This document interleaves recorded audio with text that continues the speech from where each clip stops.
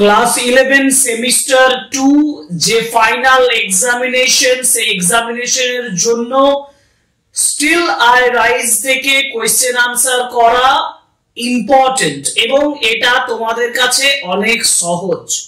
আর আরো সহজ হবে যখন তুমি এর থেকে সাজেস্টিভ কোশ্চেন আনসার করতে পারবে।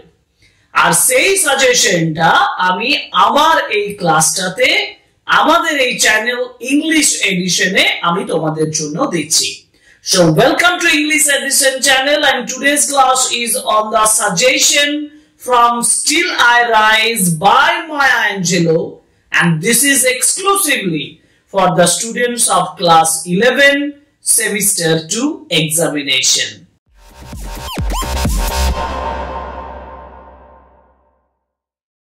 সম্পূর্ণ যে সাজেশনটা সেটা আমরা দুটো ভাগে ভাগ করেছি। একটা হচ্ছে এসএকিউর জন্য অর্থাৎ শর্ট অ্যানসার টাইপ কোশ্চেনের জন্য, আরেকটা হচ্ছে লং অ্যানসার টাইপ কোশ্চেন বা ব্রড টাইপ কোশ্চেনের জন্য।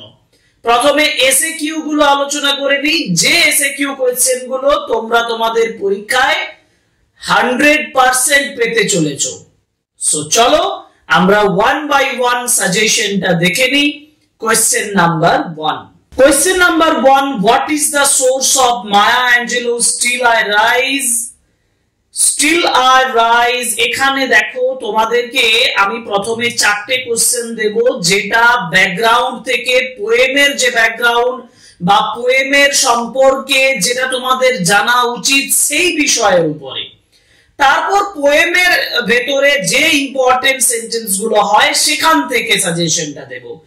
যে কোশ্চেন গুলো তোমরা অ্যাভয়েড করতে পারো না তার মধ্যে গুরুত্বপূর্ণ প্রশ্ন হচ্ছে প্রথমেরটা, what is the source of Maya Angelou still I rise? আনসারটা লিখেছি দেখো। Still I rise was written after the US civil rights movement in 1950s and 1960s, which aimed to end the different forms of discriminations against the black people. অর্থাৎ US civil rights movement যেটা 1950s এবং 60s এর মূলত black পারসনদের যে discrimination, যে আলাদা করা, যে পার্থক্য তৈরি করা মানুষের মধ্যে, তার বিরুদ্ধে যে আন্দোলনটা হয়েছিল ব্ল্যাক পিপলদের বিরুদ্ধে, সেই মুভমেন্টটার বিষয়ে এখানে সেটাই হচ্ছে তোমাদের সোর্স হিসাবে কাজ করেছে। সুতরাং এটি আমার আনসার। Number 2 হচ্ছে what type of poem is Still I Rise? Still I Rise is a lyrical poem conveying hope and resilience against oppression with a desire to rise and flourish. Number 3, where and in which year was Still I Rise published? Still I Rise was published in Maya Angelou's third poetry collection and Still I Rise in 1978. And 4 question যেটা আমি বলেছি 4টে question এখান থেকে দেব। 4th question হচ্ছে what is the main theme of the poem Still I Rise? And the main theme of the poem Still I Rise is strength and resilience. খুব important এই দুটো term, strength and resilience in the face of oppression. And in this poem Maya Angelou speaks up against slavery, racism and sexism. দেখো এই 4টে question তোমরা মূলত করবে এর background থেকে, অর্থাৎ পোয়েমের ব্যাকগ্রাউন্ড থেকে, যেটা তোমরা কখনো অ্যাভয়েড করতে পারবে না এবং এই 4টে কোশ্চেন থেকে কোশ্চেন আসার চান্স বেশি। এই 4টে কোশ্চেন খুব ভালোভাবে নোট করে নাও আর কোশ্চেন আনসার গুলো দেখে নাও। আমরা এর পরের অংশগুলো দেখব। তোমাদের একেবারে লাইন তুলে তুলে প্রত্যেকটা লাইন থেকে কি আসতে পারে সেইভাবে শর্ট কোশ্চেন সাজেশন দিয়েছি। আরেকটা যে গুরুত্বপূর্ণ বিষয় তোমাদেরকে বলবো সেটা হচ্ছে, দেখো এখানে যে কোশ্চেন গুলো আমি দিয়েছি সেগুলোর আনসার গুলো আমি দিয়েছি, কিন্তু এই কোশ্চেন আনসার গুলো সম্পূর্ণ সাজেশন ক্লাসটাতে দেব না। কেন দেব না? কারণ এসএকিউ শর্ট অ্যানসার টাইপ কোশ্চেনের উপরে আমি অলরেডি আমাদের স্টিল আই রাইজ থেকে 2টো ক্লাস করেছি, লং কোশ্চেনের উপরে 2টো ক্লাস করেছি। সেই ক্লাসগুলোর লিংক আমি ডেসক্রিপশন বক্সে দিয়ে দেব। সেই লিংককে ক্লিক করে তোমরা এখানে যে সাজেস্টিভ কোশ্চেন গুলো আছে তার উত্তরগুলো সেখান থেকে তোমরা খুঁজে পেয়ে যাবে। চলো কোশ্চেন নাম্বার 5 এ যাই। Question number 5, you may write me down in history with your bitter twisted lies. এটা হচ্ছে একদম বিগিনিং সেন্টেন্স, একদম শুরুর সেন্টেন্স, কবিতার শুরুতেই এটা বলা হয়েছে। প্রশ্নটা পড়ে, who may write down and whom, what kind of history has the poet mentioned?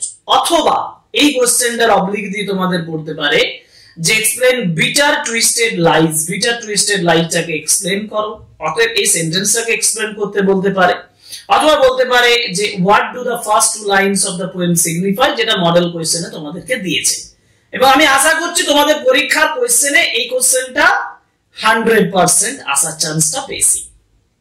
অতএব don't skip the question number 5, don't skip ইট, এটাকে স্কিপ করবে না, এই প্রশ্নের উত্তর খুঁজে নেবে, এই প্রশ্নের উত্তর করবে। আমাদের যে এসএকিউ ক্লাস করেছি ওখানে এর উল্লেখ আছে। Question number 6, you may trod me in every dart but still like dust I will rise। কোয়েশ্চেনটা হচ্ছে who is referred to here as you and me, you বলতে কাকে বোঝানো হয়েছে, me বলতে কাকে বোঝানো হয়েছে, and what does the phrase in the dart mean, in the dart বলতে কি বোঝানো হয়েছে, and why has the poet compared her rising with dust, ডাস্টের রাইজিং এর সঙ্গে নিজেকে তুলনা করছেন কেন। এখন দেখো প্রথম কোশ্চেনটা কিন্তু who are referred to here as you and me এটা থাকবেই, কিন্তু তার পরের দুটো থেকে যে কোনো অল্টারনেট একটি কোশ্চেন তোমাকে দেবে, হলে ইন দ্য ডার্টটা অতটা ইম্পর্টেন্ট নয়, কিন্তু comparison between the poet and rising with dust এটা খুব ইম্পর্টেন্ট, এটা পড়ার চান্স রয়েছে। ইন দ্য ডার্টটা অতটা ইম্পর্টেন্ট নয়। এবার যাব question number 7, does my sassiness upset you, why are you beset with gloom. দুটো সেন্টেন্সই ইম্পর্টেন্ট, যে মাই স্যাসিনেস আপসেট ইউ, স্যাসিনেস বলতে কি বোঝায়, does my sassiness upset you, whose sassiness is referred to here, and what does the word sassinate mean, and why will the speaker sassiness upset others, কেন অন্যান্যদেরকে তার sassinessটা upset করছে, and why according to the poet are the whites best with the gloom। Actually why according to the poet are the whites best with gloom, তারা gloomy কেন। এখন এখানে দুটো প্রশ্ন আসার চান্স বেশি, এই কোশ্চেনটা যেটা why according to the poet are the whites best with gloom এটা, আর একটা হচ্ছে যে কার sassiness and what is the meaning of sassiness, আমাকে বলবে what is the meaning of sassiness and whose sassiness is referred to here। ঠিক আছে, question number 8, cause I walk like I had got wells pumping in my living room, significance of the line এটা করতে পারো এবং এটা তোমাদেরকে করতে হবে। আর এই লাইনটা ধরে তোমাদের লং কোশ্চেনও আসতে পারে, কিন্তু আমি লং কোশ্চেনের ক্ষেত্রে আলাদাভাবে বলবো, কিভাবে করবে সেটা পরে বলছি। এখন কোশ্চেন নাম্বার 8 এ এই সেন্টেন্সটার সিগনিফিকেন্স বা এক্সপ্লেনেশনস করতে পারে, সহজ, এটা অতটা জটিল নয়। Question number 9, just like moons and like suns with the certainty of tides, just like the hope springing high still arise। Now with which natural element has the poet spoken of and how? কবি এখানে কোন natural elements এর কথা, যদি লাইনটাও তুলে না দেয় তাও তোমাদেরকে বলতে পারে কোন কোন ন্যাচারাল এলিমেন্টের সঙ্গে কবি তার নিজেদেরকে তুলনা করেছে। আর এটা আমি ওই প্রথম যেটা স্টার্টিং লাইনের সঙ্গে কোশ্চেন নাম্বার 9 মানে কোশ্চেন নাম্বার 5 এর সঙ্গে ইকুয়াল টু কোশ্চেন নাম্বার 9 করে দিলাম। কোশ্চেন নাম্বার 5 যতটা ইম্পর্টেন্ট কোশ্চেন নাম্বার 9 ততটা important. Question number 10, did you want to see me broken, bowed head and lower eyes, shoulders falling down like teardrops, weakened by my soulful cries? Now how according to the poet can they be seen by whites, and explain their condition? How according to the poet, কিভাবে according to the poet can they be seen by whites, whites রা তাদেরকে black people দেরকে কিভাবে দেখছে সেটা এই লাইনের মাধ্যমে প্রকাশ করছে, এটা একটু ফলো করে যাবে। Question number 11, does my haughtiness offend you, don't you take it awful hard cause I have got gold mines digging in my own backyard। যেমন কোশ্চেন নাম্বার 8 এ ছিল না gold wells pumping in my living room, আর এখানে যেটা আছে gold mines digging in my own backyard। দেখো তোমাদেরকে question দিতে পারে যে কোন ওয়েলথের কথা বলা হয়েছে, কোন কোন ওয়েলথের কথা বলা, which wealths have been mentioned here by the poet in order to show their strength, তাদের স্ট্রেংথ দেখানোর জন্য কোন দুটো ওয়েলথের ইমেজ দেওয়া হয়েছে, তখন তোমাকে এই দুটোর এক্সাম্পল, এইজন্য আমি বলছি এই দুটো একটু জাস্ট রিডিং দেবে তাহলে তোমাদের হয়ে যাবে। Question number 12, you may shoot me with your words, you may cut me with your eyes, you will kill me with your hatefulness, but still like air I will rise, so how can they be tortured, কিভাবে তাদেরকে torture করা যেতে পারে, কিভাবে তাদেরকে torture করা হয়েছে সেই বিষয়টা দেওয়া হয়েছে, এটা important. Question number 13, that I dance like I have got diamonds at the meeting of my thighs. Significance of the line, but diamond এর ইমেজটা ইম্পর্টেন্ট, কিন্তু এটা অতটা ইম্পর্টেন্টও নয় যে ডায়মন্ডের ইমেজ দিয়ে তোমাদেরকে বেশি কিছু এক্সপ্লেনেশন করতে বলবে না, just significance of the phrase diamonds, এটা important. Question number 14, explain out of the hearts of history say my rise up from past that is rooted in pain. Explain, এই লাইনটা এক্সপ্লেনেশন থাকতে পারে। কেন তোমাকে এক্সপ্লেন করতে বলছি, কারণ যদি তুমি লং কোশ্চেন লিখতে যাও না, তাহলে এই কোশ্চেন গুলো, এই সেন্টেন্স গুলো ফলো করে তুমি একটা সম্পূর্ণ লং কোশ্চেন লিখতে পারবে। 2 মার্কস এর কোশ্চেন গুলো দেখবে দুটো করে লিখলে না, তুমি জাস্ট 15 থেকে 16টা লাইন লিখে দাও, একটা কি 7টা যে রয়েছে স্টেঞ্জার রয়েছে, সে দুটো করে লেখো, 14টা লাইন লেখো, তোমার long question complete. Question number 15, I am a black ocean. Black ocean এর ইমেজ দেওয়া হয়েছে, important. I am a black ocean, leaping and wide, with wailing and swelling I bear in the tide. Now black ocean represent, যেমন আমি বলেছিলাম question number 5, যেমন আমি বলেছিলাম question number 9, তেমনি আমি বলছি question number 15, কারণ এটাও আরেকটা খুব very important question, যে I am a black ocean এর ইমেজটা তোমাদেরকে দিতে পারে। Question number 16, living behind nights of terror and fear I rise into daybreak that is wonderfully clear. এটা হচ্ছে strength and resilience যেটা বোঝানো হয়েছে, progress of the black women সেটার কথা বলা হয়েছে। Explain, bringing the gifts that my ancestors gave, I am the dream and the hope of the slave. Explain, just explanation গুলো, মানে এই যে লাইনগুলো যেগুলো কবিতার লাইন, এগুলোর এক্সপ্লেনেশনস গুলো জাস্ট করে নাও, এগুলো একটু ব্যাখ্যাগুলো পড়ে নাও, ব্যাখ্যাগুলো মাথায় ঢুকিয়ে নাও, পরীক্ষার সময় ছোট করে সেন্টেন্সগুলো লিখে নাও, তোমার প্রিপারেশন কমপ্লিট হয়ে যাবে। আর লাস্ট একটা অংশ আমি বাদ দিচ্ছি না একেবারে, সেটা হচ্ছে আই রাইজ দিয়ে কবিতাটা শেষ হচ্ছে। তোমাকে বলতে হবে কেন কবি রিপিট করছেন, রাইজের উপরে রিপিট করছেন কেন। রাইজের উপর the poet has given emphasis, the poet has given stress on rise, and that's why she actually has repeated this phrase I rise in order to show about her resilience, about their progress and about their protest against the oppressions. এটাই হচ্ছে important. Actually main বিষয়টা হচ্ছে stress, give emphasis on their resilience, protest and their strength against the oppressors.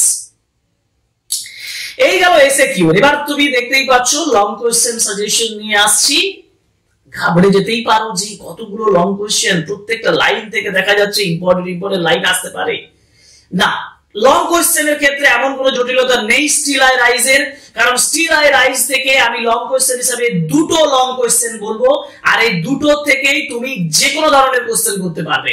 আমি SAQ করিয়ে দিয়েছি, SAQ question থেকে এবং long question, মানে এসএকিউ গুলো যদি ফলো করো তোমার লং কোশ্চেন কমপ্লিট হয়ে যাবে যদি টুকরো ভাবে সেন্টেন্স থেকে নেয়। আর এইখানে লং কোশ্চেন সাজেশন আমি তোমাদেরকে বলবো দুটো কোশ্চেন, একটা হচ্ছে সামারি এন্ড ক্রিটিক্যাল অ্যাপ্রিসিয়েশন, অর্থাৎ তুমি কবিতাটা সামারি করো, ক্রিটিক্যাল অ্যাপ্রিসিয়েশন করো, আরেকটা যেটা সেটা হচ্ছে justify the title of the poem. এই দুটো কোশ্চেন সামারি ক্রিটিক্যাল অ্যানালিসিস করলে কমপ্লিট পোয়েম করা হয়ে যাবে, আর টাইটেলটা করলে জাস্ট টাইটেলের সিগনিফিকেন্সটা করো। এই দুটো কোশ্চেনই করা আছে, ডেসক্রিপশন বক্সে লিংক দেব, দুটো কোশ্চেনে ডেসক্রিপশন বক্সে লিংক আছে, লং কোশ্চেন পেয়ে যাবে। অর্থাৎ কমপ্লিট অ্যানালিসিস, কমপ্লিট প্রিপারেশন তোমার আমার চ্যানেল থেকে তুমি পাবে। আর আমি গ্যারান্টি সহকারে বলছি যে এই যে সাজেশন গুলো আমি দিচ্ছি এর বাইরে 11 এর কোনো কোশ্চেন আসার চান্স নেই, মানে এইগুলোই তোমার সাজেশন, এগুলোই তোমার ইম্পর্টেন্ট কোশ্চেন, এগুলো করে যাও। পোয়েম চ্যাপ্টারটা যেটা আমি অলরেডি মাই লাস্ট ডাচেস দিয়ে দিয়েছি লং কোশ্চেন এবং শর্ট কোশ্চেন, তারও লিংক ডেসক্রিপশন বক্সে দিয়ে দিচ্ছি। স্টিল আই রাইজ এর এই ক্লাসে আমি লং কোশ্চেন এবং শর্ট কোশ্চেনের সাজেশন দিয়ে দিলাম। আশা করি তোমাদের সাজেশন অনুযায়ী প্রিপারেশন কন্টিনিউ চলছে, যদি চলছে তাহলে জানাও, এতে কমেন্ট বক্সে কমেন্ট করো। পরীক্ষা হবে, পরীক্ষার পরে মিলিয়ে দেখো কোন কোশ্চেনটা পড়লো আর এলো কি এলো না, সেটাও আমাকে জানাও। তোমার দুঃখ হলে দুঃখটাও জানাও, তুমি যদি খুব আনন্দিত হও যে এই কোশ্চেনগুলো থেকে পড়েছে সেটাও জানো। আর অবশ্যই সাবস্ক্রাইব করো, লাইক করো, কমেন্ট করো, শেয়ার করো আমাদের ভিডিওগুলো। আজকে সাজেশনের ক্লাস এটাই। Still I rise, Maya Angelou suggestion কাজ কমপ্লিট। এর পরের ক্লাসটা নিয়ে আসবো রাইটিং সাজেশন, অর্থাৎ কি কি রাইটিং করব। অনেকের মনে প্রশ্ন জাগছে কি কি রাইটিং করব, সেই রাইটিং এর সাজেশন নিয়ে আমরা পরের ক্লাসটা নিয়ে আসছি। So thank you very much, that's all for today, good by.